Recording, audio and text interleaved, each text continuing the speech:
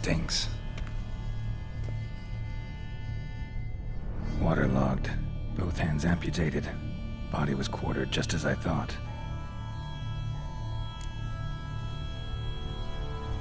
Laid in water for some time. Head swollen, and something took a few bites out of it. Something in the throat. A pouch, bulging with coins. Nilfgaardian florins, from several different provinces. If the murderer did this, means we're dealing with a sentient thinking beast.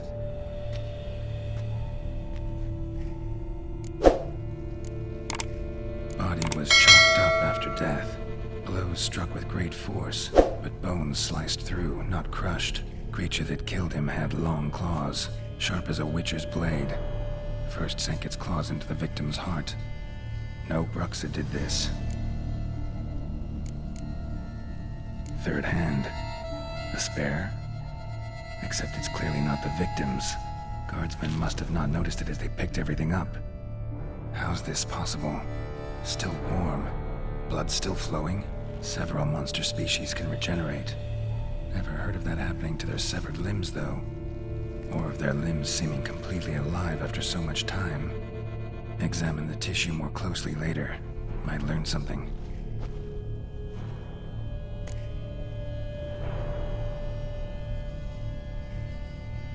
So, murderer was clearly a monster, but not a Bruxa. But then why'd the Bruxa come here for the severed hand? And who does the hand belong to? Why the hell's it still warm? Now, pouch shoved down the victim's throat. What's the significance? And why was he chopped up into pieces? Lots of questions, no answers so far. Need to know about the other victims. I'll ask Palmerin to get me in to see the Duchess.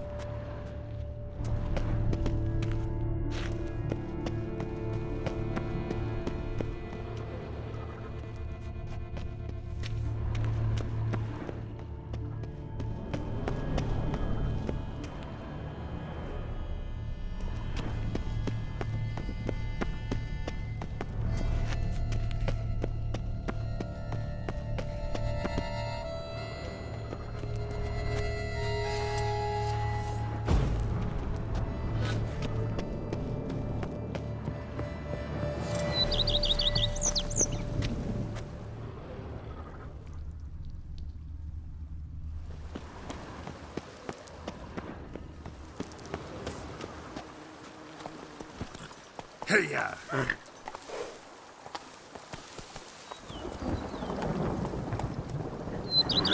Giddy up.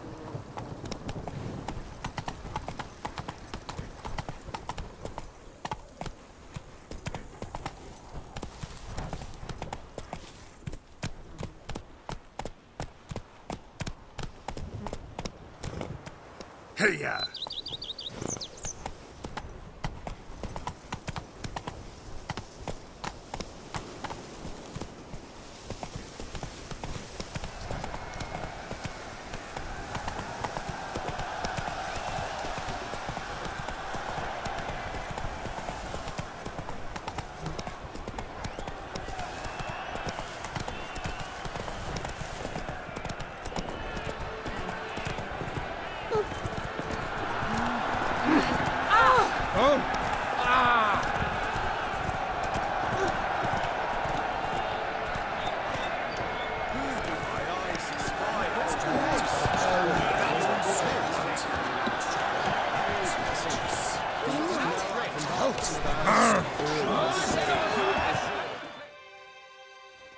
speak to the Duchess, urgently.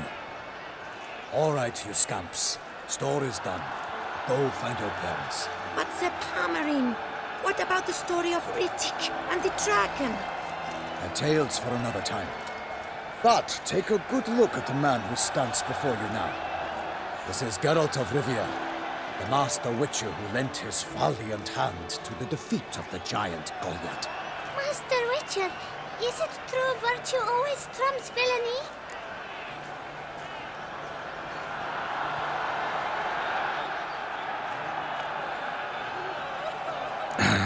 Yeah. Virtue always wins. But the Black Knight, he's a villain and he wins. The cutter of Casteldaccia, too. Moral victory. That's what counts. Rubbish. Now, that will do for questions. Go find your parents. Her Enlightened Highness has doubtless arrived at the tourney grounds to watch the battle in the arena.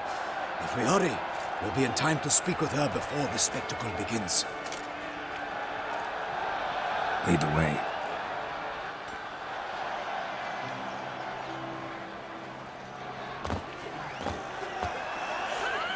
Who's fighting? Nilfgaardian gladiators? Close, but not quite.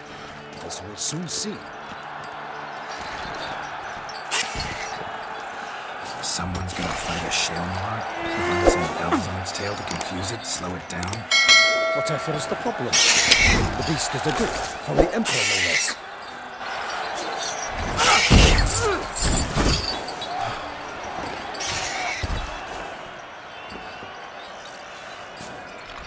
Shouldn't torment the beast. How would you like to be dumped in an arena, blindfolded with a string of bells dangling from your ass?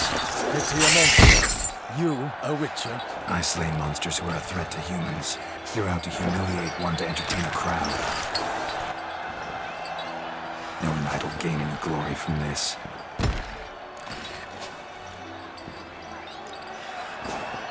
Who's going to fight the beast? Guillaume, the young man you met. Yeah. Mentioned he'd promised his heart's capture a monster trophy. Great love demands great sacrifices.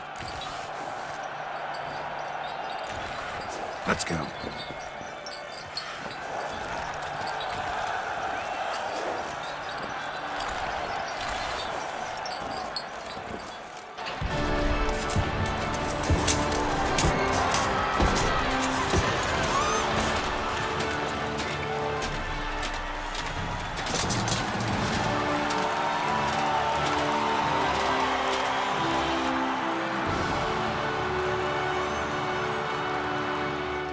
I dedicate my imminent victory to fair Lady Vivian.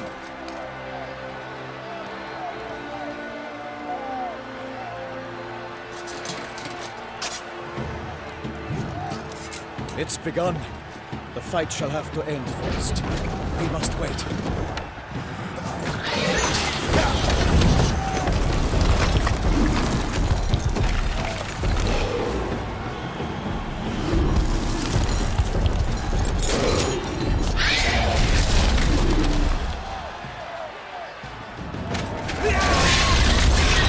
Got a bad feeling about this.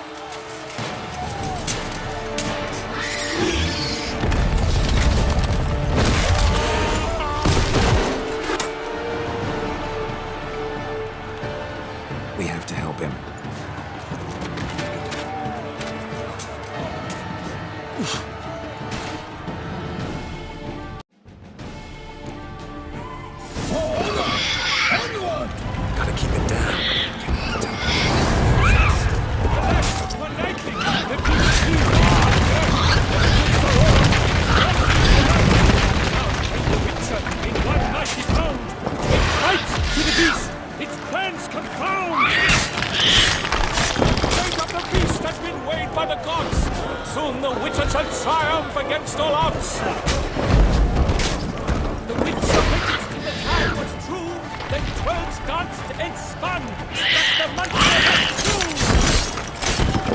Like a bow at the monster's foot, so the witcher wooed the Shelma that its hour hard blood. God's knife he wakes, his razor strikes well, the Shelma's eyes aloud, blood has poured again. Alas, Palmerin lies prostrate, he has breathed his last breath. Avenge ye, witcher, fight bravely unto death!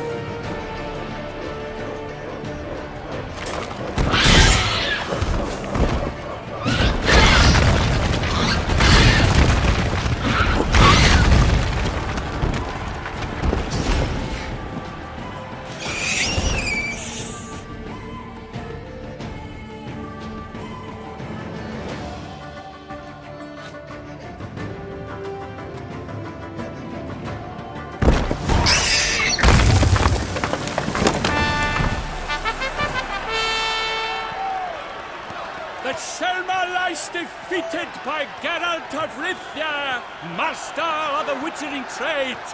Behold, as the last gasps of life seep from the beast.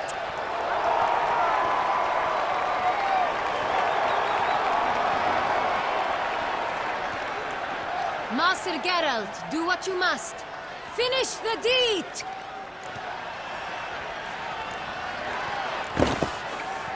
Monster's no threat. No need to kill it.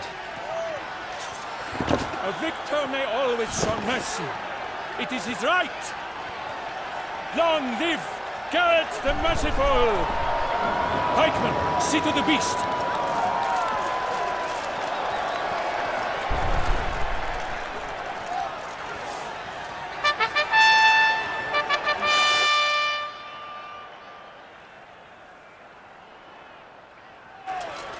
Forgive me. I am not as nimble as in my younger years. You fought bravely. Thanks for your help.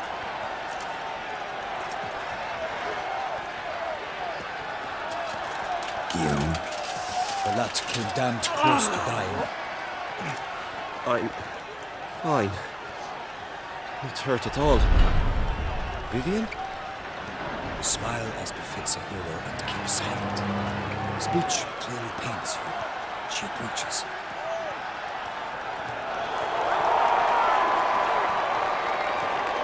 Geralt. We must talk. Vivian. You shall talk later, in the medic's tent. Geralt, magnificent, breathtaking. Your Grace. We knew that to summon you was a brilliant idea. We are delighted, ravished to have struck upon it. And I'm truly honored. See to our young hero. Hop, hop. For we must make off with Geralt. We should talk. We had been long awaiting your arrival. Had nearly lost hope. Then suddenly, that entrance, so spectacular.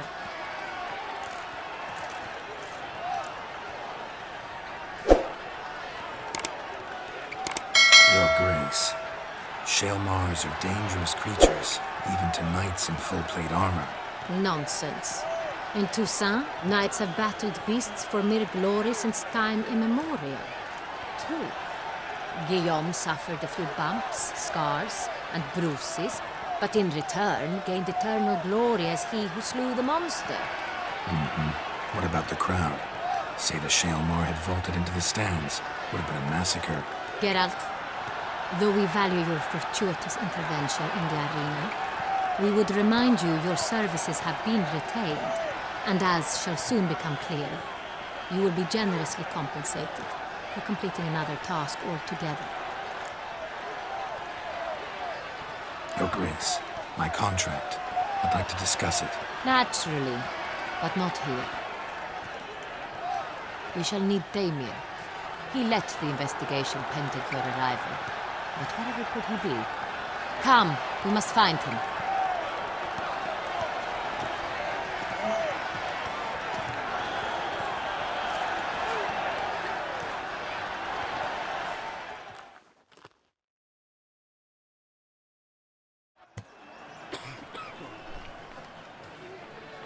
Tell us, have you come alone? Or did Viscount Julian accompany you? Wish to see Dandelion, Your Grace? Yes. I mean, no. Yes. But solely to tell him we regret. Yes, deeply regret rescinding the death sentence we so justly handed down upon him.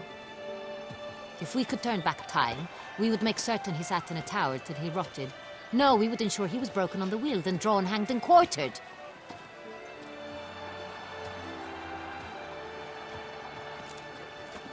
Ah, the very man we would entrust with these tasks. Damien de la Tour, captain of my personal guard. Your Grace. Witcher. Greetings.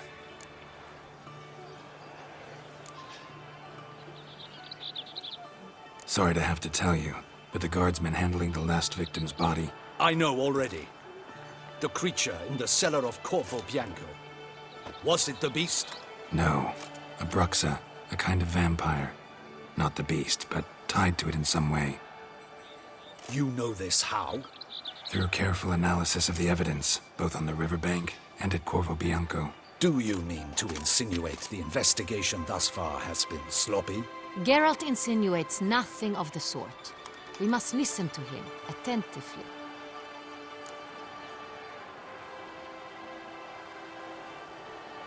I examined the body of the beast's last victim. Might have found something, need to analyze it. A quiet place, that's what I could use most right now. And maybe the help of an alchemist or a mage. Also like to hear all you know about the previous victims. Take it Sir de la Tour is my man for that. Firstly, call me Damien, please. Secondly, you should know I spoke against summoning you here. I've heard much about you. You bring trouble, or thus far have, always. And we've enough trouble as it is. Yet we are capable of defeating the beast on our own, without an outsider's help. I've no doubt about it. Damien, we settled the matter of the Witcher's employ some time past. Definitively. Since you have broached it nonetheless, let us discuss Geralt's pay. Are the legends true? Do Witchers usually demand that which you find at home, yet did not expect?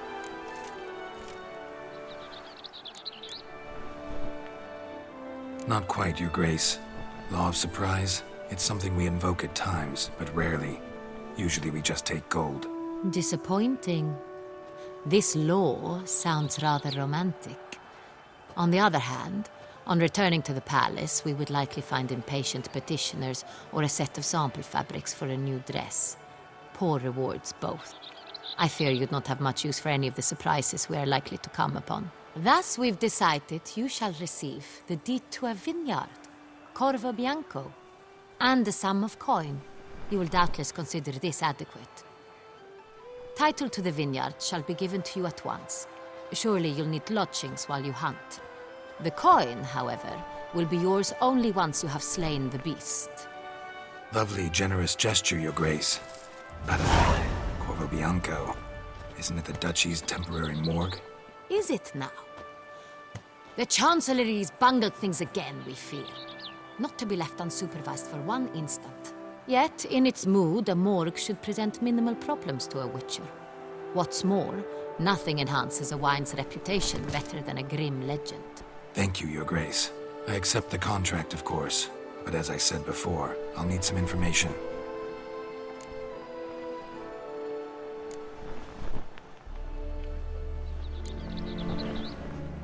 How'd it start? Who was the first victim? Crespi was the first to die. He was famed once for his many glorious tournament victories.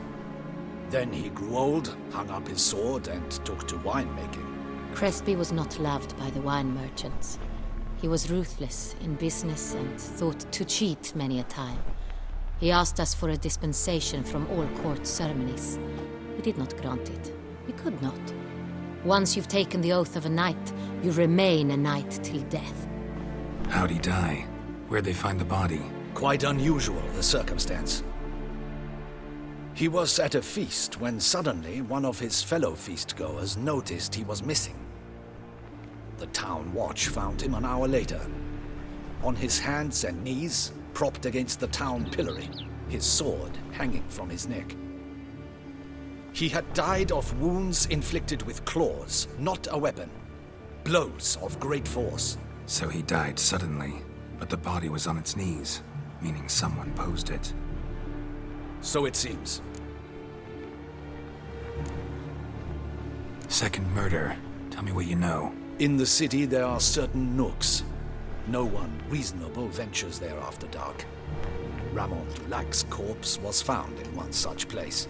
With the first murder, terror gripped the city. Its inhabitants grew wary, kept to safe areas. Consequently, news of the second victim came to us from a group of concerned cut-purses. Criminals fear the beast? Telling in a way. Take it you've excluded the possibility that Ramon died at the hands of these bandits. Do you believe me an amateur? Not hands, but claws killed Ramon Dulac. The wound was deep, clean. His body was found in the gutter, dressed in nightshirt and cap, a pillow placed under his head, and his sword replaced by a bed warmer. Ramon Dulac, a knight who but a dozen years past was an advisor to our father, the Duke. Someone went to a lot of trouble to make him look ridiculous. Maybe revenge was the motive. It's not out of the question. Dulac had shady dealings with the criminal underworld, but no one ever came forth with concrete proof of any misdoings.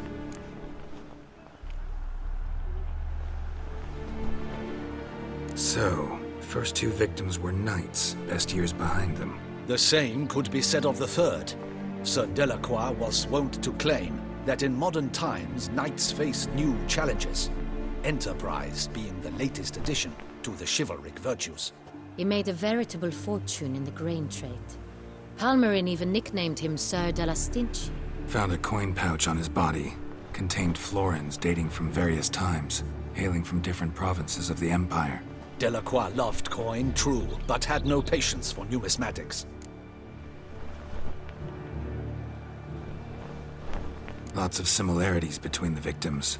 All the bodies were found in strange places under extraordinary circumstances. Seems the murderer, whoever or whatever it is, has some meaning to convey.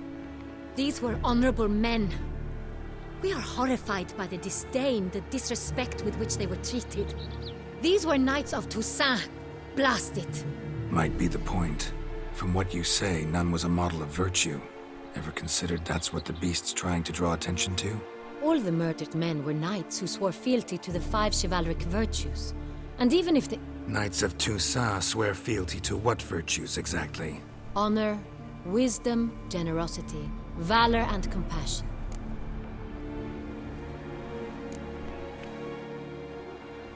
Five virtues. Why are they so important to your knights? Strange question. Your Grace, forgive me. I'm a foreigner trying to understand another land's customs. You are forgiven. According to legend, the virtues we cultivate were bestowed upon us by the Lady of the Lake. How we truly came to espouse them, none remember. In Toussaint, we believe men of low birth should be simple-hearted and obedient. We expect much more, however, of our knights. They are to be soldiers and courtiers, lords and servants. Thus, the need for clear moral guidelines. At the time of his dubbing, a knight vows to demonstrate throughout his life honor, wisdom, generosity, valor, and compassion. Beast seems to be pointing up moral decay, denouncing it. Victims were all humiliated. Might have been murdered to emphasize their lack of specific chivalric virtues. Honor compromised by the pillory. Wisdom by ridicule. Generosity by a coin pouch shoved down a throat. It seems to fit, true, though not perfectly. Can't discount the theory if it's on the lips of everyone in town. Say our reasoning's right. Next murder will be just as showy and denounce the victim's lack of the fourth virtue, valor. We can also assume that victim will be an elder knight. Let's think. At the moment, all the knights are either at the tourney grounds or in the palace gardens. Our annual hare hunt shall begin there shortly. Have you heard of the custom? Milton mentioned something. Seemed excited to prance around in a bunny costume. Not sure why. Hang on. Strange circumstances. A knight advanced in years. The famed cowardice of rabbits. Could it be that simple? Is Milton de Peyrac-Peyren the next victim? Milton also knew Delacroix. Told me so down by the river. Damien! To miss something so obvious. De Peyrac-Peyren, Crespi, Delacroix, and Delac formed a knightly team. It was years ago, but They were a team? they were close friends, tightly knit, and as such earned the trust of our father, the Duke. We often witnessed him turn to them with delicate matters. Later, their paths diverged. Unlikely to be a coincidence. Beast must know it too. It's a lead, I'm sure. Your Grace, we need to find Milton immediately. Rather problematic. You see, the garden entertainments are due to start, and he's disguised as the Hare, hiding somewhere, waiting for some tipsy courtiers to find him. The Hare's hiding place is a carefully guarded secret. We must call off the game, at once. First and foremost, we must remain calm. Damien, order the garden searched immediately, but discreetly. By no means can we disrupt the festivities. Panic will only incite the beast to strike sooner. And you, Witcher, follow me. My gardens, my night, I shall take the fall. A murder is out of the question. I will not allow it. Not near my palace. Horses? Ready our horses!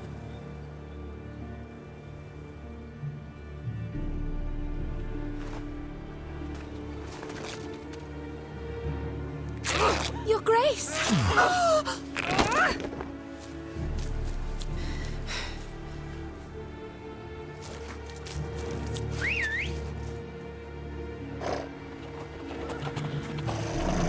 What the hell? Why, I should... Your Highness, Mind it doesn't get wrinkled. Onward!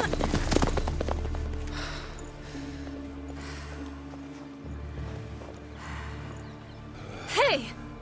That is silk! Be careful! Give it to me!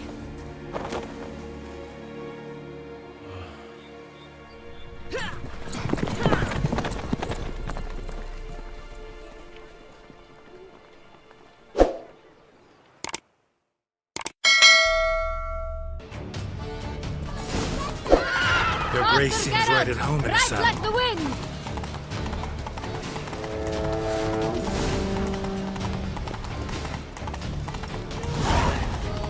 Clear a path! Clear the way, I said!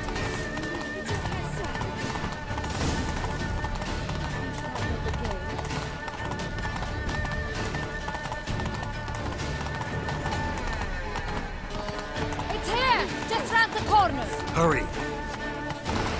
We must go to where the game is being held. The participants must find a unicorn's horn, a golden fish, and a phoenix egg. With these in hand, they can deduce where the Hare, Milton, hides. Mean we need to find those things too? We've no other option, but time is of the essence, so we shall have to break the rules. Don't crowd around.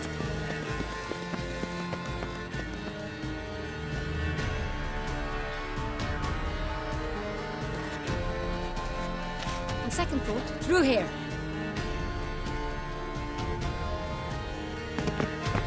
I shall show you where the hunt plays out. Then we will split up. You will get hold of the unicorn horn and the golden fish, while I nab the phoenix egg. That will be quickest. Golden fish. Do I need a rod or a net? Please, Geralt. It's not a real fish. Look there, towards the water. See the lights? The hunters are trying to hook the fish from boats. You must simply dive in and find it. The unicorn. How do I catch it? It's terribly skittish, true, but I'm sure you will find a way to earn its trust. It runs around over there, look. The golden fish and the horn both contain things or clues that will help us find Milton. Once you have fish and horn, find me among the other phoenix egg hunters. All clear? Then let's get to it.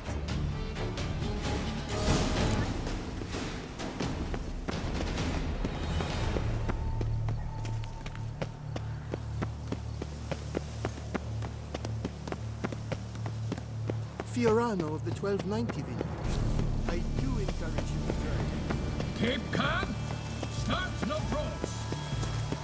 If one were to call a state courageous or cowardly, what other part is there?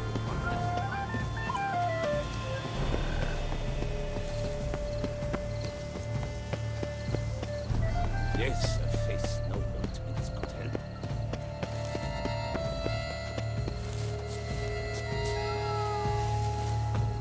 It's a good with it.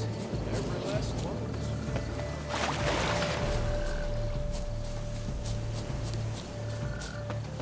Golden fish should be easy to spot once I'm under.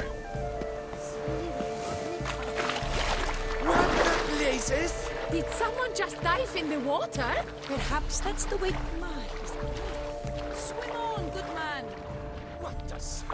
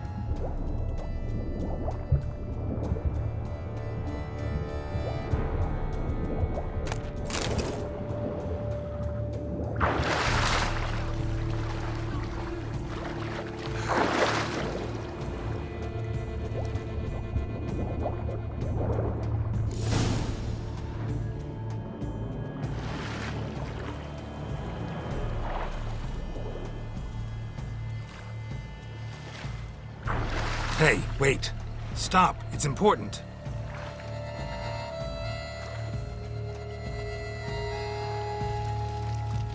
King Cormorant, sire, accept this offering we bring. Prithee cast upon us your merciful eye and bear before us its secrets.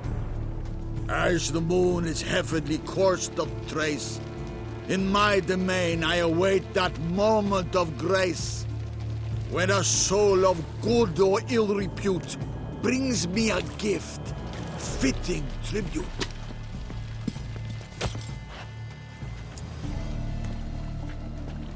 A key.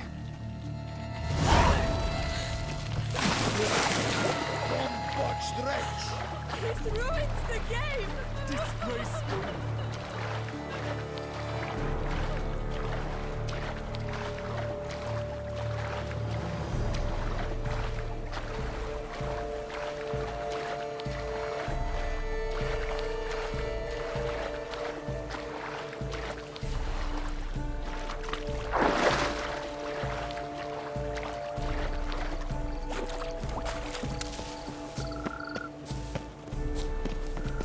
My heart's about to burst. The lightning's positive news. She can't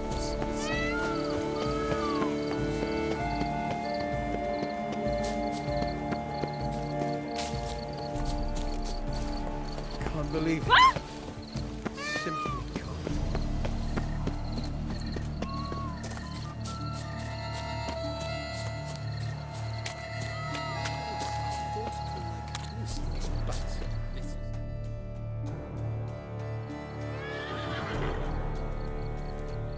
Perhaps an apple will work.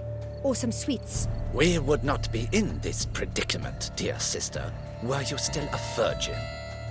Do you really wish to have this conversation again? Here and now? Hush, or you'll spook the beast. We shall try the sweets. Hey folks, gonna have to ruin your fun. Sorry. Who's that?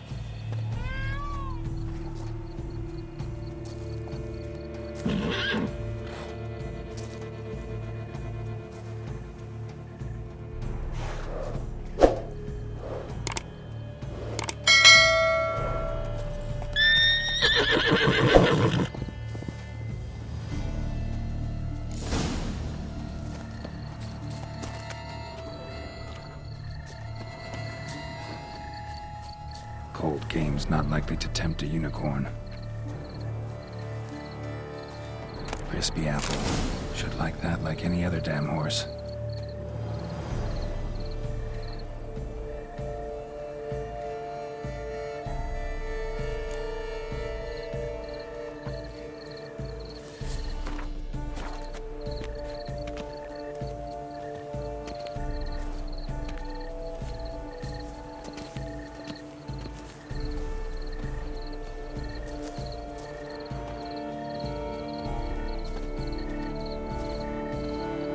An apple. Yum yum.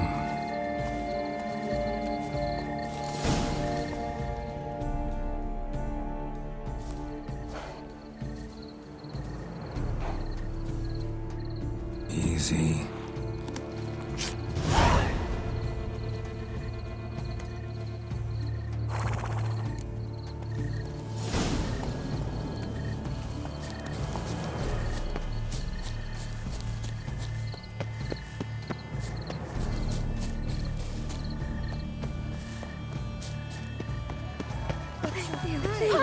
No back.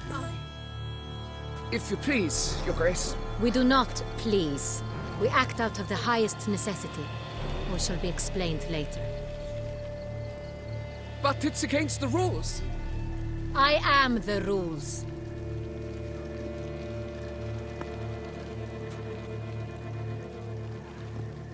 Geralt! At last. Got a key and a clue. And I've another. Show me yours. Who wrote this drivel? I begin like a groan, hollowed out with ease, then end like a mouse with a head of hard cheese.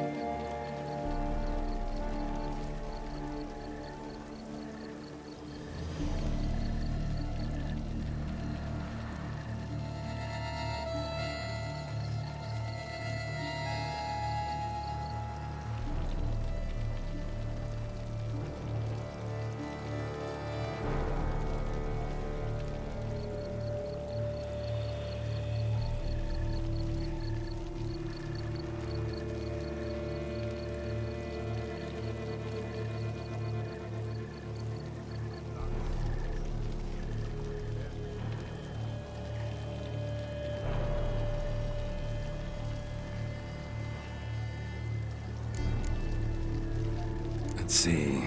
Grown. With ease gives us green, right? And mouse with a head of hard cheese. Greenhouse? You're a genius. Several greenhouses in the gardens, indeed, but only one with blocks, the key to which looks just like the one we found. Greenhouse it is then. Let's go.